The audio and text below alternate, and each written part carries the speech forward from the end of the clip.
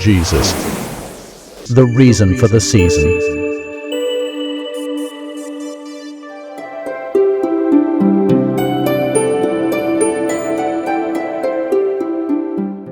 आप सबों को मेरा प्रेम भरा नमस्कार। क्रिसमस के इस सीजन में जो हर्षोल्लास का एक समय है, दुनिया भर में लोग इसे बड़ी आनंद और खुशी से मनाते हैं। आपके बीच में एक छोटे से संदेश को, जो प्रभु यीशु मसीह के प्रेम को, उसके बलिदान को, हमें दिए जाने वाले नए जीवन के बारे में बताता है, लेकर आपके बीच में आने का मौका प्रभु ने मुझे दिया। इसके लिए मैं अपने आप को सौभाग्यवान समझता हूँ और मैं प्रभु को इसके लिए कोटि कोटि धन्यवाद देता हूँ। मैं उम्मीद करता हूँ कि आज का ये संदेश आपके लिए एक अनुग्रहित संदेश होगा। बहुत सारे प्रश्नों के साथ में हम लोग इस क्रिसमस के सीजन में हम लोग एंटर करते हैं, हम लोग उसमें प्रवेश करते हैं। क्रिसमस क्या है? प्रभु यीशु मसीह कौन थे? मनुष्य क्या है? प्रभु यीशु मसीह ने मनुष्य के लिए क्या किया? ये सबको जानना जरूरी है। सब लोग के मन में ये प्रश्न रहते हैं और आज का मेरा ये छोटा सा संदेश कुछ बातों को आपको बताएगा कि सचमुच में क्रिसमस क्या है और सचमुच में क्रिसमस को हमें कैसे मनाना चाहिए। और ये बातें आपके लिए सचमुच में एक अनुग्रह का विषय होंगी, ये मैं विश्वास करता हूँ। इस छोटे से संदेश को शुरू करने के पहले कहानी मैं आपको सुनाना चाहता हूँ। अमेरिका की मिलिट्री में डी सैंकी नाम कर एक व्यक्ति काम करते थे। वो मिलिट्री ऑफिसर थे। उनके रिटायरमेंट के पश्चात, क्योंकि उनको गाना गाने का, प्रभु से प्रेम करने का, प्रभु के विषय में गीतों को लिखने का, गाने का बड़ा शौक था, इसके लिए लोग उन्हें अपनी मंडलियों में बुलाते थे और मंडलियों में बुलाकर उनसे गीत गवाते थे। ऐसी ही एक मंडली में वो जाकर जब गीत गा रहे थे, एकाएक एक व्यक्ति उठ के सामने आया और उनसे पूछा, क्या आप वही डी सैंकी हैं जो मिलिट्री में काम करता था?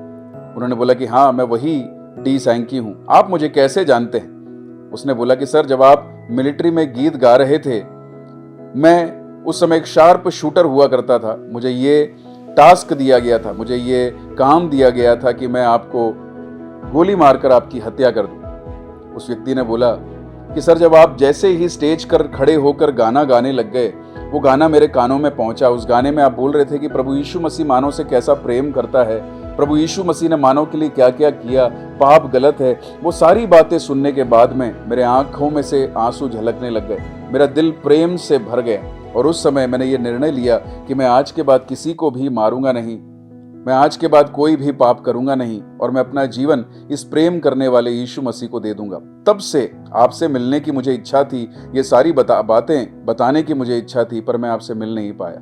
और आज जब मैं आपसे मिला हूं तो ये बातें मैं आपको बता रहा हूं। सचमुच में भाइयों और बहनों, प्रभु यीशु मसीह का संदेश हमें दिल से नया करने वाला संदेश है और मैं उम्मीद करता हूं कि आज का संदेश भी इसी तरह का होगा। इस संदेश को शुरू करने के लिए आइए मैं अपने ध्यान को पहला तीमुथियुस उसका पहला अध्याय उसके 15वें वचन पर ले जाना चाहता हूं। उसमें ऐसा लिखा हुआ है, यह बात सच और हर प्रकार से मानने के योग्य है कि मसीह यीशु पापियों का उद्धार करने के लिए जगत में आया, जिनमें सबसे बड़ा मैं हूं। हालेलुया। प्रभु यीशु मसीह जगत में क्यों आए, इस बारे में यहां पर वचन में पौलुस अपने आत्मिक पुत्र तीमुथियुस को लिखते हुए बताता है कि प्रभु यीशु मसीह पापियों का उद्धार करने के लिए जगत में आए। यहां पर कुछ बातें हैं जो मैं आपको बताना चाहता हूं। व्यक्तित्वों से मैं आपका परिचय कराना चाहता हूं। पहला व्यक्तित्व प्रभु यीशु मसीह, दूसरा व्यक्तित्व मनुष्य, या फिर यहां पर जैसा कहा गया है पापी। प्रभु यीशु मसीह कौन है, यह हमारे लिए जानना बहुत जरूरी है।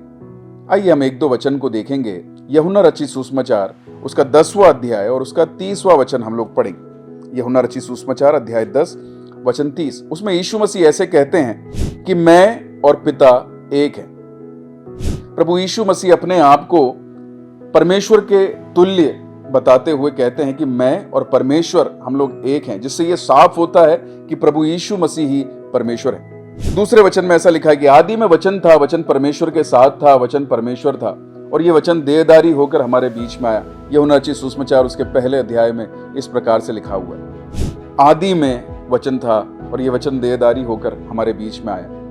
दुनिया की स्थापना होने के पहले कुछ भी था, उसके पहले आदि में मेरा प्रभु था, प्रभु यीशु मसीह। वो उनका कोई भी एक जन्म का समय नहीं, आदि से लेके अनंत काल तक के परमेश्वर हैं प्रभु यीशु मसीह। उसके बाद में यूहन्ना रचित सुसमाचार उसके 8वें अध्याय 58वें वचन में ऐसा लिखा हुआ है, यीशु ने उनसे कहा, मैं तुमसे सच कहता हूं कि पहले इसके कि अब्राहम उत्पन्न हुआ मैं हूं। प्रभु यीशु मसीह के नाम को दर्शाते हुए जब इस्राएलियों ने उनसे पूछा कि आप कौन हैं, परमेश्वर उनसे बोलता है कि मैं जो हूं सो हूं। ये प्रभु यीशु मसीह के एक नाम को बताता है। आदि में जब कुछ भी उत्पन्न हुआ उसके पहले प्रभु थे। अब्राहम के पहले प्रभु यीशु मसीह थे। आदि में वचन था और वचन परमेश्वर के साथ था। ये सारी बातें हमें ये दिखाती हैं कि हमारा परमेश्वर जीवता जिंदा खुदावंद है, जो समय काल के अंदर उसको सीमित नहीं किया जाता। उसी ने सब कुछ बनाया, वो जिंदा खुदावंद है। प्रभु यीशु मसीह जिंदा खुदावंद है। ये कतई भी ऐसा नहीं है कि प्रभु यीशु मसीह 2000 साल पहले ही उनका जन्म हुआ, प्रभु यीशु मसीह का अस्तित्व 2000 साल पहले ही उत्पन्न हुआ। नहीं, प्रभु यीशु मसीह सब कुछ बनने के पहले मौजूद थे। वो अनादि काल से अनंत काल तक के परमेश्वर। हालेलुया। उसके बाद में हम लोग देखते हैं अपने स्वयं के वचनों से प्रभु यीशु मसीह क्या कहते हैं। यूहन्ना रचित सुसमाचार उसका 5वां अध्याय और उसके 46 वचन में ऐसा लिखा हुआ है, क्योंकि यदि तुम मूसा का विश्वास करते तो मेरा भी विश्वास करते, इसलिए कि उसने मेरे विषय में लिखा हुआ है। उत्पत्ति से लेकर मलाकी तक पुराने नियम की हर एक पुस्तक में प्रभु यीशु मसीह के विषय में उल्लेख किया गया है। उत्पत्ति की पुस्तक में लिखा हुआ है कि स्त्री की संतति सर्प के सर को कुचल देगी। हम लोग जब पुराने नियम की एक एक पुस्तक को पढ़ते हैं, प्रभु यीशु मसीह के आगमन के विषय में, प्रभु यीशु मसीह कैसे दुनिया को उसके पापों से छुड़ाएगा उस विषय में, प्रभु यीशु मसीह दुनिया का राजा है इस विषय में, तमाम प्रकार की बातों के विषय में उत्पत्ति से लेकर मलाकी तक अलग अलग भविष्यवक्ताओं ने अलग अलग किताबों में उसके विषय में वर्णन किया है। प्रभु यीशु मसीह राजा हैं, उसी प्रकार वो सेवक भी हैं। प्रभु यीशु मसीह चरवाहे हैं, उसी प्रकार वो भेड़ भी हैं जो वध होने वाली है। इसी प्रकार अनेक अनेक विषय पुराने नियम में यीशु मसीह के विषय में लिखे हुए। यीशु मसीह बोलता है कि तुमने जो पुराने नियम में पढ़ा है वो मेरे विषय में पढ़ा है। एक और वचन मैं आपको बताना चाहता हूँ, लूका रचित सुसमाचार उसका 24वां अध्याय और उसका 27वां, उसमें ऐसा लिखा हुआ है, तब उसने मूसा से और सब भविष्यवक्ताओं से आरंभ करके सारे पवित्र शास्त्र में से अपने विषय में लिखी बातों का अर्थ उन्हें समझा दिया। सारी भविष्यवक्ताओं के द्वारा, पुराने नियम में लिखी गई सारी बातों के द्वारा उसके विषय में क्या लिखा हुआ था, उसके आगमन के विषय में क्या लिखा हुआ था, उसने समझा दिया। मेरे भाइयों और बहनों, प्रभु यीशु मसीह का जीवन एक मैजेस्टिक जीवन था, अद्भुत करने वाला एक जीवन था। उसके जन्म के समान और कोई भी जन्म नहीं। वो कुंवारी से जन्म लिया, एक मनुष्य की संतति बनकर वो जन्म लेता। तो जैसा मनुष्य पाप में जन्म लेता है, जैसा मनुष्य श्राप में जन्म लेता है, जैसा मनुष्य अपने कर्मों के कारण पापी ठहरता है, वैसे वो भी पापी ठहरता। पर पवित्र आत्मा ने मरियम के ऊपर साया किया और मरियम गर्भवती हुई, उसने एक पुत्र को जन्मा और उसका नाम यीशु था। उसके जन्म में कोई भी पाप नहीं था। उसके समान न उसके पहले न उसके बाद में कोई जन्म हुआ। प्रभु यीशु मसीह का जन्म अलौकिक अनोखा एक जन्म है और वो सबसे पवित्र पावन जन्म है। मेरे भाइयों बहनों, उसी प्रकार प्रभु यीशु मसीह के समान जिंदगी किसी ने नहीं जी। वचन कहता है कि वो पाप रहित था। हमारे मन में सोचों के द्वारा, हमारी बोलचाल के द्वारा, हमारे चाल चलन के द्वारा, हमारे देखने के द्वारा, अलग अलग रीति से हमारे सुनने के द्वारा हम लोग पाप करते हैं। मनुष्य एक दिन में लगभग 70 निर्णय लेता है। 70 निर्णयों में से बहुत सारे निर्णय ऐसे होते हैं जो गलत होते हैं। बहुत सारी बातें ऐसी होती हैं जो नहीं करना चाहिए। पर प्रभु यीशु मसीह के विषय में यह उल्लेख किया गया है कि 33.5 साल के उनके जीवन में उन्हें कोई भी पाप नहीं किया। उन्होंने जो वचन कहे वो अनोखे वचन हैं, मैजेस्टिक वचन है। उनके समान और किसी को वचन नहीं कहा। जब पूछा गया कि ये इतने प्रभावशाली वचन कैसे कहते हैं, तो उसमें उनकी दैविकता जो है वो प्रकट होती है। उन्होंने जो आश्चर्य कर्म किए वो ये बताते हैं कि वो सच्चे जिंदा खुदावंद है। उनके कामों से ये प्रकट होता है कि प्रभु यीशु मसीह अलौकिक है, प्रभु यीशु मसीह मैजेस्टिक है। मेरे भाई और बहनों, उसकी मृत्यु जैसी और कोई मृत्यु नहीं। उसने पाप कुछ भी ना करने के बावजूद काल्वरी क्रूस के ऊपर मानव जाति के उद्धार के लिए प्रभु यीशु मसीह मारे गए। 7 रास्तों से उसके शरीर में से खून बहा, उसके शरीर का आखिरी कतरा लहू तक बहा दिया गया। मेरे और आपके पापों के लिए वो मारा गया। जब वो अपने आखिरी सांसों को ले रहे थे, उन्होंने कहा सब कुछ पूरा हुआ। उन्होंने कोड़े खाए, उन्होंने दुख सहे।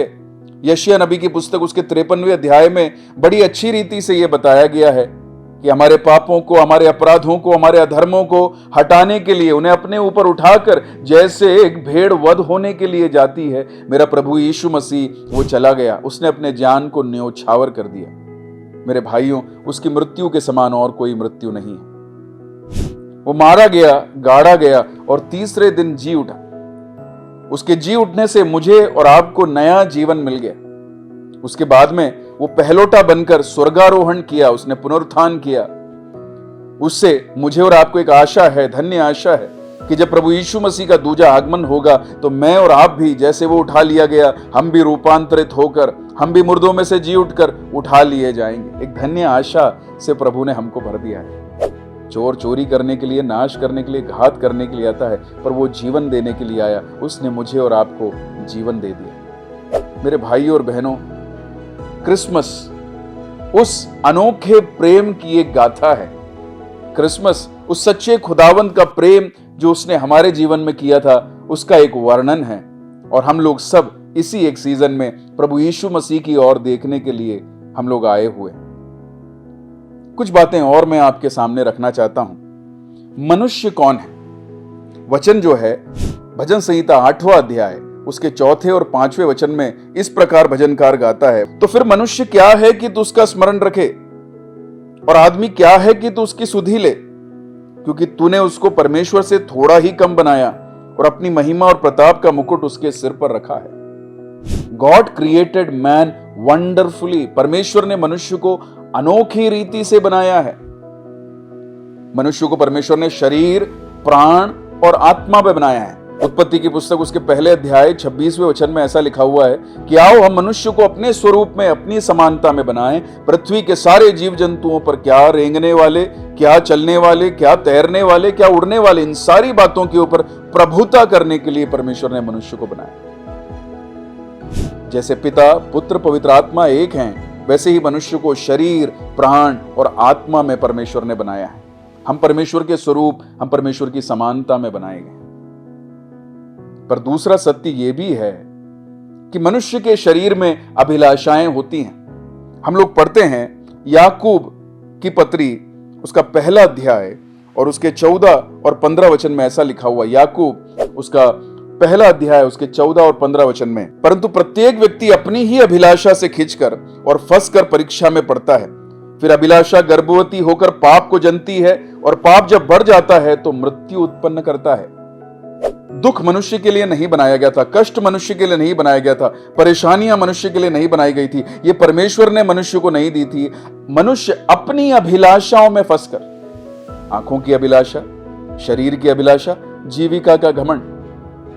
हव्वा ने देखा कि फल अच्छा है, खाने में चाहने के योग्य है और बुद्धि प्राप्त करने के लिए योग्य फल है, उसने उसको तोड़ लिया, खा लिया। मनुष्य के जीवन में, मनुष्य के शरीर में अभिलाषाएं होती हैं और मनुष्य इन अभिलाषाओं में फंसकर पाप करता है और पाप के कारण उसके जीवन में मृत्यु आती है। मनुष्य आत्मिक और भौतिक मृत्यु को आज सहन कर रहा है और उसका कारण है कि मनुष्य पाप के प्रति प्रभावित होकर उसकी तरफ खिंच गया। परमेश्वर के विषय में लिखा गया है कि परमेश्वर पवित्र है, पवित्र है, पवित्र है, और जैसा परमेश्वर पवित्र है वैसे तुम भी पवित्र बनो। उस पवित्र परमेश्वर के साथ में संगति करने के लिए मानव को पवित्र रहना बहुत जरूरी था, पर मानव अपनी स्वयं की ताकत से कभी भी उस पवित्रता ही को धारण नहीं कर सकता था, हासिल नहीं कर सकता था। इसलिए वो पाप करने के कारण परमेश्वर से दूर होता गया, दूर होता गया, दूर होता गया। मेरे भाइयों और बहनों, क्या आप जानते हैं कि इस मानव की अवस्था में, इस मेरी और आपकी अवस्था में, आज मानव पाप करने के कारण दुखी है, आज मानव पाप करने के कारण चिंतित है, परेशान है, लड़ाइयों में है, झगड़ों में है, क्रोध में, विरोध में, तमाम प्रकार की चीजों में। मनुष्य आपस में प्रेम नहीं कर पा रहे। जगह जगह जो संभव चिल्ला के बता रहे हैं कि इस जाति को एक उद्धार की जरूरत है, पाप में से निकलने की जरूरत है। एक लड़ाई को खत्म करने के लिए 10 लड़ाइयां शुरू होने वाले इस जगत के अंदर कौन इन लड़ाइयों से मनुष्य को छुड़ा सकता है, उसके विषय में मैं आज आपको बता रहा हूं। मनुष्य की अवस्था दयनीय अवस्था है। पर जैसे वचन कहता है कि प्रभु यीशु मसीह इस जगत में क्यों आए, आइए मैं आपके ध्यान को उस ओर ले जाना चाहता हूं। हम लोग पढ़ेंगे मत्ती रचित सुसमाचार, उसका 20वां अध्याय, उसका 28वां वचन। जैसे कि मनुष्य का पुत्र वो इसलिए नहीं आया कि उसकी सेवा टहल की जाए, परंतु इसलिए आया कि आप सेवा टहल करें और बहुतों की छुड़ौती के लिए अपने प्राण दें। प्रभु यीशु मसीह मेरे लिए और आपके लिए मारे गए, मेरे छुड़ौती के लिए, आपकी छुड़ौती के लिए वे मारे गए, मेरे आनंद के लिए, आपके आनंद के लिए वो मारे गए। मेरे कर्मों से मैं कभी भी आनंदित नहीं, खुश नहीं हो सकता था, धन्य आशा से नहीं भर सकता था, पर आज मैं धन्य आशा से भरा हूं, आज मैं खुश हूं, आज मैं आनंदित हूं, आज मैं धैर्य से खड़ा हुआ हूं, क्योंकि प्रभु यीशु मसीह ने मुझे एक नया जीवन दे दिया। उसके प्राण देने से मैंने और आपने एक नया जीवन प्राप्त किया। उसके बाद में ऐसा लिखा हुआ है, यूहन्ना रचित सुसमाचार उसके 10वें अध्याय और उसके 10वें वचन में ऐसा लिखा हुआ है, चोर किसी और काम के लिए नहीं आता, परंतु केवल चोरी करने और घात करने और नष्ट करने के लिए आता है। मैं इसलिए आया वे जीवन पाएं और बहुतायत से जीवन पाएं। मैं आया, प्रभु यीशु मसीह आए, प्रभु यीशु मसीह इस जगत में आए। हर्षोल्लास का एक समय है ये क्रिसमस का समय, पर वो आपको जीवन देने के लिए आए, पर वो आपको आपके पापों से छुड़ौती करने के लिए आए, वो आपके प्राणों को बचाने के लिए आए, वो आपको एक धन्य आशा देने के लिए आए।